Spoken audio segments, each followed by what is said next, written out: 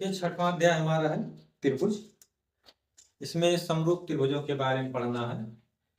तो प्रश्नावली 6.1 पहला प्रश्न कह रहा है कोष्ठकों में दिए शब्दों में से सही शब्दों का प्रयोग करते हुए रिक्त स्थानों को भरिए।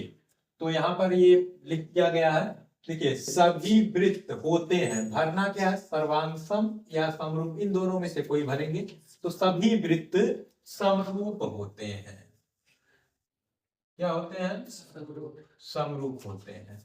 वृत्त जो भी रहेगा वो इस तरीके से ऐसे बनेगा, ठीक, ऐसे। त्रिज्या अलग अलग हो सकती है लेकिन उनका रूप जो रहेगा वो एक ही जैसा रहेगा। तो सभी वृत्त जो होते हैं वो कैसे होते हैं? समरूप होते हैं।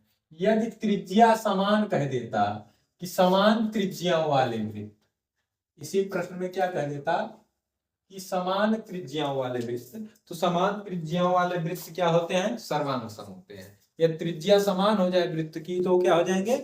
सर्वांग सम। और केंद्र अगर एक हो जाता है तो ऐसे वृत्त को हम संकेंद्री वृत्त कहते हैं। अगर किन्हीं दो वृत्तों का केंद्र या तीन वृत्तों का केंद्र एक ही है तो उसको हम लोग क्या कहते हैं? संकेंद्री वृत्त। अगर त्रिज्या समान है तो ऐसे वृत्त क्या कहलाएंगे? सर्वांग सम। सिर्फ वृत्त कहा है तो क्या कहलाएगा? ये समरूप होते हैं। सभी वर्ग ये भी जो है समरूप होते हैं, क्योंकि वर्ग की चारों भुजाएं बराबर होती हैं, प्रत्येक कोण समकोण होता है, 90 डिग्री का होता है। तो भुजाएं अलग अलग हो सकती हैं कि मान लीजिए एक वर्ग है, उसकी प्रत्येक भुजा 2 सेंटीमीटर का है, दूसरा वाला 3 सेंटीमीटर का, लेकिन उनमें क्या है कि कोण समान है, 90 डिग्री, ठीक। फिर सभी त्रिभुज समरूप होते हैं, दिया है समद्विबाहु समबाहु। कौन सा? समबाहु। समबाहु त्रिभुज क्यों समरूप होता है? क्योंकि समबाहु त्रिभुज का प्रत्येक कोण 60 डिग्री का होता है। ए समरूपता कसौटी से ये क्या है? समरूप हो जाएगा। भुजाओं की समान संख्या वाले दो बहुभुज समरूप होते हैं यदि उनके संगत कोण, यदि उनके संगत कोण बराबर हो। कोण कैसे हो? बराबर हो। और उनकी संगत भुजाएं समानुपाती हो। यहां भरा जाएगा समानुपाती, ठीक। अब आगे दूसरा प्रश्न हमारा कह रहा है,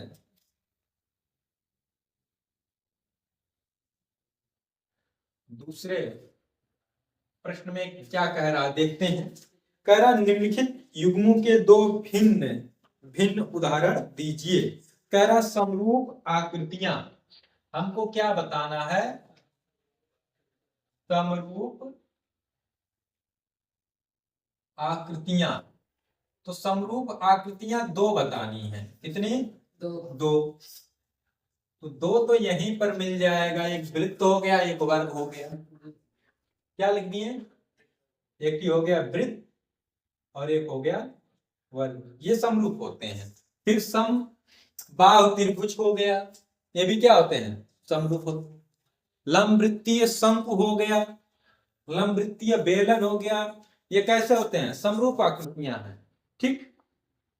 अब दूसरा हमसे क्या कह रहा है? ऐसी आकृतियां जो समरूप नहीं है। तो ऐसी आकृतियां जो क्या है? समरूप नहीं है। इसका हमको उदाहरण देना है दो। तो पहला उदाहरण हम ले लिए वर्ग ले लिए तथा त्रिभुज ले लिए। मतलब एक आकृति वर्ग रहे और एक ही त्रिभुज रहे, ठीक। या आप कह सकते हैं समद्विबाहु त्रिभुज। समद्विबाहु त्रिभुज भी क्या होते हैं? समरूप नहीं होते हैं, ठीक है। फिर दूसरा हम लोग क्या ले लें उदाहरण में? वृत्त ले लिए। वृत्त तथा शंकु लिख दे रहे हैं। वृत्त और शंकु क्या समरूप होते हैं? नहीं होते हैं। चलिए तीसरा देखते हैं। कह रहा है बताइए निम्नलिखित चतुर्भुज समरूप है या नहीं है। तो यहां देखिए ये इस तरीके से बना हुआ है, नाम दिया गया है P Q R S, 1.5 centimetre, 1.5 centimetre, 1.5 centimetre और 1.5 सेंटीमीटर। अगला एक और बना हुआ है,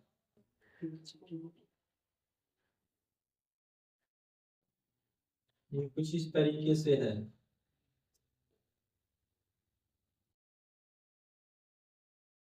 A B C, इसकी प्रत्येक भुजा जो है वो है 3 सेंटीमीटर। ठीक है, और ये एंगल जो है राइट एंगल है 90 डिग्री का। तो क्या ये समरूप है? भुजाएं तो एक अनुपात में है कि 1.5 गुना 3, लेकिन कोण बराबर नहीं है, इसलिए त्रिभुज चतुर्भुज दोनों क्या है? समरूप नहीं है। ये चतुर्भुज समरूप नहीं है। ये क्या है? यह एक वर्ग है। और ये क्या है? समचतुर्भुज है। समचतुर्भुज की चारों भुजाएं बराबर होती हैं, वर्ग की भी चारों भुजाएं बराबर होती हैं, लेकिन वर्ग का प्रत्येक कोण समकोण होता है। तो ये दोनों आकृतियां क्या हैं? समरूप नहीं है। तो लिखेंगे चतुर्भुज पी क्यू आर एस तथा वर्ग ए बी सी डी क्या है? समरूप नहीं। ठीक, एक्सरसाइज खत्म।